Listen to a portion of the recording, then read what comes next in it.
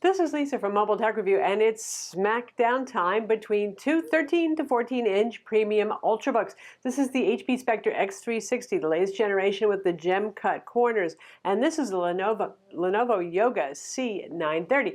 The Lenovo is 14 inches, this is 13.3 inches, so one obvious difference right there. You get a little bit more screen real estate with the Lenovo, at the price of just a little bit more weight and a little bit bigger footprint as well. These both run on Intel 8th generation quad-core CPUs. However, the HP has the refresh, which is Whiskey Lake, it's called, from Intel versus Kaby Lake R. It's not a big difference in terms of speed, a couple of hundred megahertz for turbo boost speeds, not important, but you do get much faster gigabit Wi-Fi with better reception with that new Whiskey Lake chipset that's in the HP.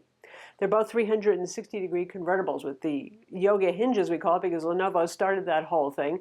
And you've got your option of a full HD or a 4K display. They both have backlit keyboards, premium aluminum designs. We're going to compare them now. So first off, price. It's always an important consideration, even if we are talking about the premium lines of laptops here that are kind of on the expensive side. So I'm talking list prices here. Both Lenovo and HP love to have sales on their websites and with their retail partners, and we just came off of the holiday season with lots of sale prices.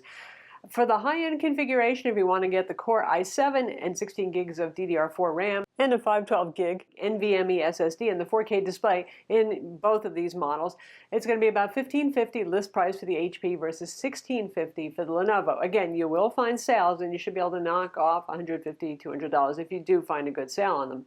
If we're talking about the lower end models, which still have a Core i7 but 8 gigs of RAM or 12 gigs for Lenovo, oddly, why they came up with that, I don't know, and a 256 gig NVMe SSD and a full HD display, 1080p that is, those are list price both around $12.99ish or so, so those are about the same. Now in terms of looks, I think it can be summed up this way. The HP is available in Poseidon Blue with brass trim, and the Lenovo is in Just Kill Me Gray. Now, if you like the flashy looks of the HP, that's probably what you're thinking. Now, conversely, some of you are going to say, I don't wear no gold chains and I don't want no gold all over my laptop. So the looks are up to you and the styling. Both of these have pens and they are included. So Lenovo does a clever thing here with their modest redesign, because both of these are evolutionary designs of long-running lines from their manufacturers. The Lenovo actually is a little toothpick, small stylus, but it fits into a silo, so less likely to lose it. That's a nice feature, and it charges in the silo, so no quadruple A battery to stick inside, although you can buy the full-size Lenovo Active pen if you want to have a bigger one, then you will have to put a battery inside of it. With the HP, the pen is also included. It's a full-size pen. You find a place to put it. It's up to you. So HP offers two different pens. They have a tilt pen and a non-tilt pen. The non-tilt pen is the one that it comes with. You can pay extra and get that tilt pen if you really want the tilt feature. Artists would, note takers and diagrammers not so much. So we're using Microsoft Pen Protocol, otherwise known as N-Trig, in the Spectre series with 4096 pressure levels, and obviously that tilt support. And by the way, the trick with the pen, if you do get the tilt pen, is first you have to pair it with Bluetooth. It uses Bluetooth for the tilt. And then you have to press and hold the eraser button on the end for 5 seconds until the little blue light starts flashing. So it goes into tilt support mode. Anyway, that's weird.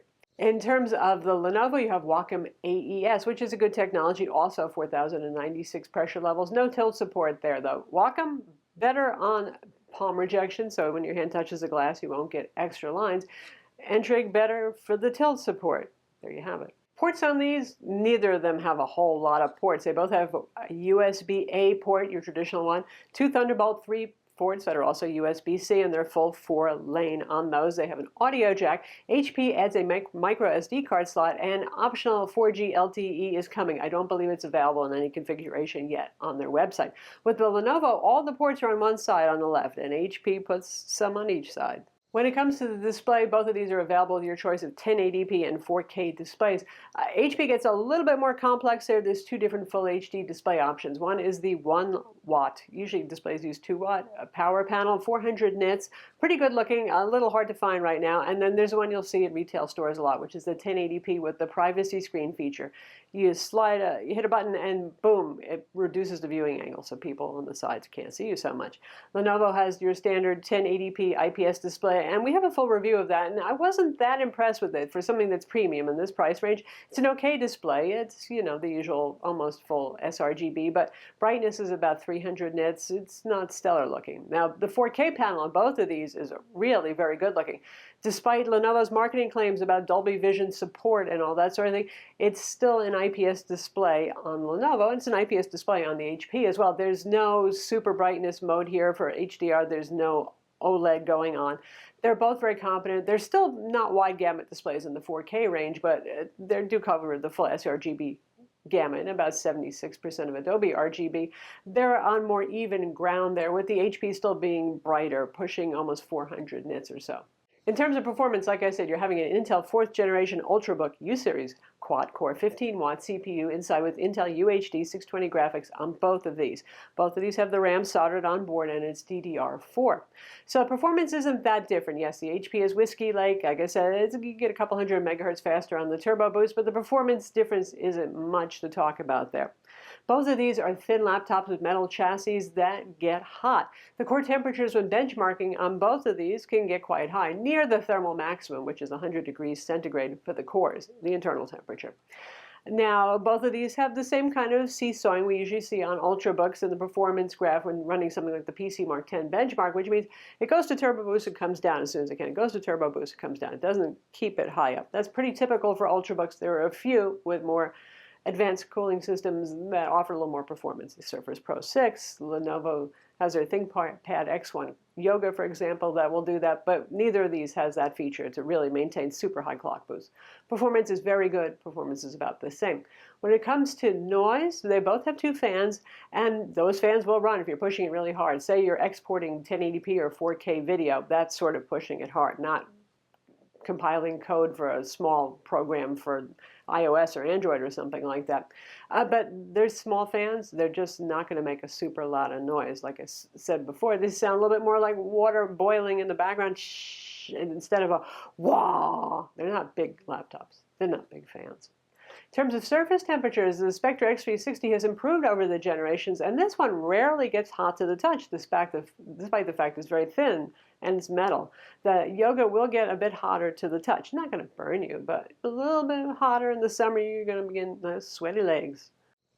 So how about keyboards and trackpads? Both of these have backlit keyboards, white backlighting, and definitely I prefer the HP keyboard here. It has more actuation force, so it doesn't feel so mushy. The key travel feels more positive on it, more precise. The Lenovo just feels like a typical kind of shallow keyboard. It's no ThinkPad keyboard, that's for sure. With the trackpad, now, Lenovo uses Microsoft Precision drivers, and I know that's all the rage these days, and a lot of you say you won't buy a laptop without them. There it is. It has it. It's an average size trackpad. HP uses Synaptic drivers. I really have no complaints. It works just fine for me. It's a kind of wide trackpad. You could try to remove the Synaptic drivers and load Microsoft drivers instead to get the same kind of software experience going with the trackpads, but there it is. I don't have a problem with that trackpad. When it comes to security and privacy, both of these have a webcam kill switch. It's hardware-based, yay. Now, HP has a fingerprint scanner. Lenovo has a fingerprint scanner. HP also has a Windows Hello IR camera. I think Lenovo was worried that some of you might switch off your webcam and then wonder why your Windows Hello IR camera wasn't working, so that's why they did away with that possible feature. But I do like to have a Windows Hello IR camera. Just smile and it unlocks for you. HP has the optional Privacy Guard display on the 1080p display only. It's not an option on the 4K display. So what that does is you hit a button on the keyboard and it makes the viewing angles much smaller. So people who are sitting beside you on the plane can see whatever it is you're looking at, that top secret kind of document for your workplace, yeah? Here's a good one for Lenovo, that new soundbar. They got rid of the very pretty and popular watch band hinge, but instead they replaced it with a moving soundbar. The idea being that when you rotate it to tent or tablet mode or whatever it is, you're still going to hear the audio pretty well in it. So the tweeters are in the hinge and the lower range speakers are down firing. Now HP has quad firing speakers too, and for a Spectre it's gotten pretty loud. Not super duper full when it comes to bass though, but I have to say that Lenovo is going to win. Man, that is some loud sound and relatively full for a 14-inch laptop. Good going for the speakers there, Lenovo. When it comes to opening these up for upgrades, I give Lenovo the win just because they don't use those annoying rubber strips on the bottom that HP does. What HP does is they make you peel those off, and you have to be careful and get the adhesive liner away from the bottom of the laptop too when you're peeling it off, not just grab that rubber because you might distort it or stretch it. And then you can access the screws underneath that hold the bottom on. With the Lenovo, the Torx screws are right there. You unscrew them, you can get in. With both of these, they're typical Ultrabooks. Once you do get inside, yes, you could repair or replace the battery if it went bad. The only thing you can really do is replace the M.2 SSD in there, and the Wi-Fi card is socketed. RAM is soldered on for both of these. So there's not a lot to do once you get inside, but it's nice that you can get in easier with the Lenovo. When it comes to battery, both of these ship with 65-watt chargers, a little higher wattage chargers so that they charge more quickly. They both do charge quickly. One has a 61-watt-hour battery, that's the HP. The Lenovo has a 60-watt-hour battery. 1 watt-hour makes no difference, trust me, in your run times. And this is going to depend, again, as usual, whether you choose the Full HD or the 4K UHD display. The 4K displays really do impact battery life up to potentially 2 hours. They're both long-running machines and very close in terms of run times. If you get the 1080p model on these, you should be able to do 10 hours of actual use time. If you get the 4K models, look at more like 7.5 hours of run time. So really pretty much a dead heat there in terms of charging speed and in terms of run times. So there you have it. I think on style, for a lot of people, the HP Spectre X360 with that gem cut, they literally cut the corners on that one, is going to win. It's really striking. It's pretty unique looking. But there are some of you out there who really just don't like complicated designs, and you hate gold or sort of like gold accents, and you might actually prefer the more understated design of the Lenovo. So that part's going to be up to you. Obviously with the Lenovo you're getting a little bit bigger screen size, 0.7 inches. Not a huge amount, but that's something. It's going to weigh a little bit more and it's going to have a bigger footprint as a result, but it's not a huge jump in either of those. In terms of performance, they're really darn close, despite the slight difference in the CPU model. But the gigabit Ethernet on that HP really rocks in terms of reception and in terms of speed. Also, the HP wins for the keyboard. It definitely has a better keyboard, and the display's on. Especially if you're looking at the 1080p display, the HP's is a little bit more striking looking than is the Lenovo's. When it comes to the trackpads, you know I like them both, but for those of you who prefer Microsoft Precision, Lenovo is going to win on that point. For heat and noise, they're pretty darn similar. For battery life, they're just about identical. For some of those extra little cutting-edge features, they both have a webcam kill switch. That's nice, but HP does have the Windows Hello IR camera, which I appreciate, and the optional privacy screen on the 1080p model. So those of you who travel on airplanes or whatever it is, and you're just looking at sites you shouldn't be looking at and you don't want anybody else to know, the HP might be for you. But seriously, business users care about these things. I'm Lisa from Mobile Tech Review. Be sure to subscribe to our YouTube channel for more cool tech videos, and thumbs up if you like this video.